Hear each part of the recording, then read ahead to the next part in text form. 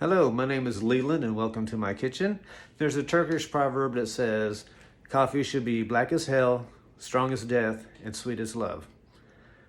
That's a pretty strong statement, almost as strong as Turkish coffee itself. I am a lifelong coffee drinker, but until recently I'd never had Turkish coffee. I immediately fell in love with this thick, rich flavor.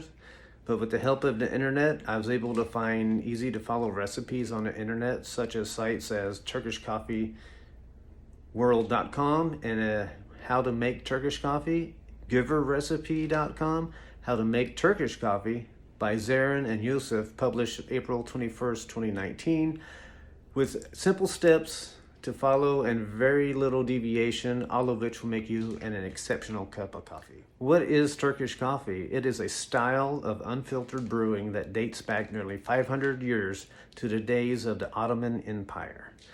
This unique style of brewing uses an extra fine grind of coffee that is brewed in a pot with water. Doing so actually re-roasts the beans and gives it a very rich, thick flavor. With a little practice, you can easily master a 500-year-old tradition. Turkish coffee is made with any coffee bean, and spices can be added for flavor. I have two brands here, one with just coffee and one with cardamom added for flavoring.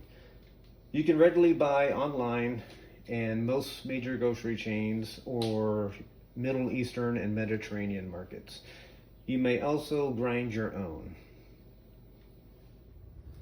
In comparison, the extra fine grind of the Turkish coffee on the right has a flour consistency. It's very powdery as compared to what you would usually use in your coffee pot at home, which is much bigger and has a consistency of like a sand.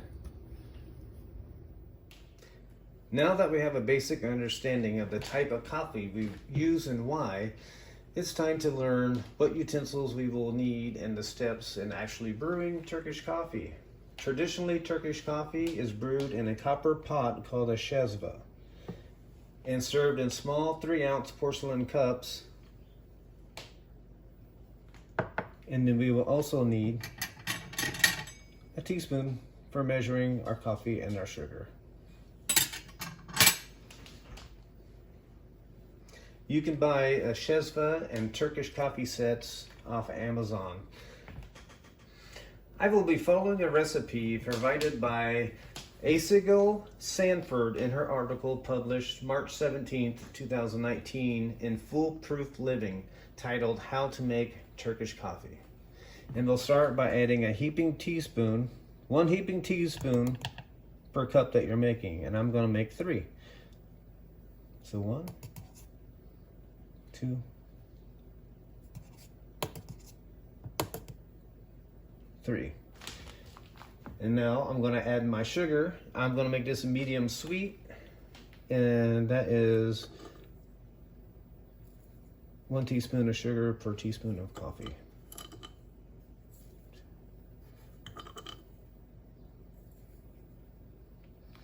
You mix that up a little bit. Next, we're going to be adding our water, and it's per cup of water, we'll be adding a cup. And by when I mean cup, I mean a porcelain cup. 1, 2,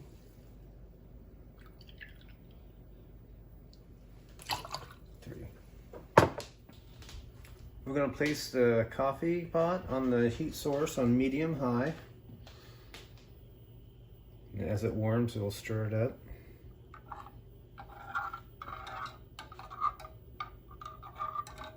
As you can see,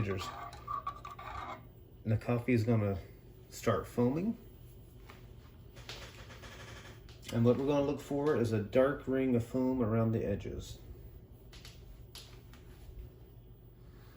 As you can see now, the foam has been forming on top of the coffee, and there's a darker ring along the edges.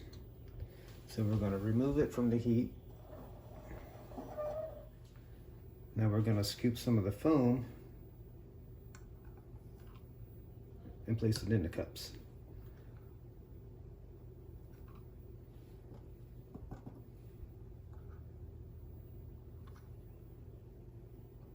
Now doing this, once we pour our coffee in our cups, there'll be a nice thick layer of foam.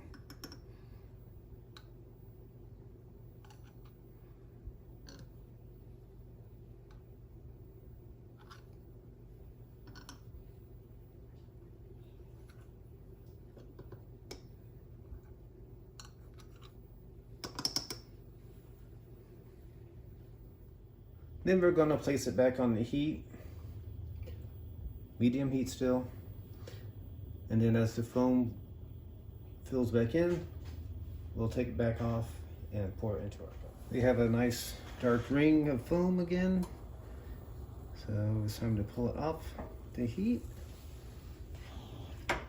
and pour it into our cups.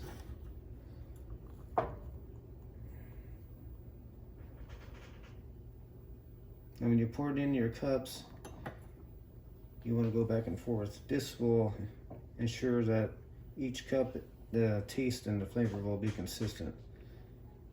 Because this is an unfiltered coffee, and there are coffee grounds in the water, and the deeper in the pot, the thicker it is. Which brings us to our next step. We are going to let this sit for about 2 minutes.